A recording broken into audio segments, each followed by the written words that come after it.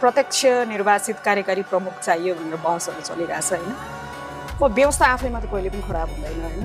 अब यही संविधान पनि त एउटा हुन्छ नियम, अर्को हुन्छ हाम्रो नियत। मलाई लाग्छ हाम्रो नियत नै खराब छ कि समानुपातिक अहिले सबैजनाले समानुपातिक किन राखेको, प्रदेश किन राखेको जस्तो कुरा गर्छन्। प्रदेशको विषयमा त अर्कै छलफल गर्नु। समानुपातिक भने मन्जु खानलाई दिनको लागि बनाएको त होइन नि त होइन। गोल्छा फ्यामिलीको महानुभावहरूलाई समानुपातिकको टिकट दिनको लागि त्यो प्रणाली बनेको त होइन नि त।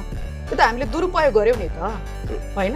अल्पसङ्ख्यक, सीमान्तकृत, जनजाति, मूलधारमा नपरेका मानिसहरू जो चुनावसँग उनीहरूको एक्सेस छैन, चुनाव महँगो भएको छ, चुनावको परिकल्पना गर्न नसक्ने मानिस, तर उनीहरूको आवाज पनि यो देशमा सुनाइनुपर्छ भनेर हामीले परिकल्पना गऱ्यौँ नि त।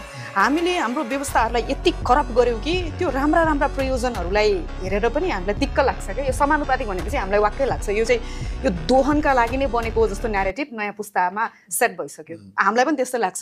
समानुपातिकको पिक्चर हेर्नुहोस् होइन। धनाढ्य व्यापारीहरूको नाम छ, नेताका श्रीमतीहरू छन्, नेताका ज्वाइँहरू छन्,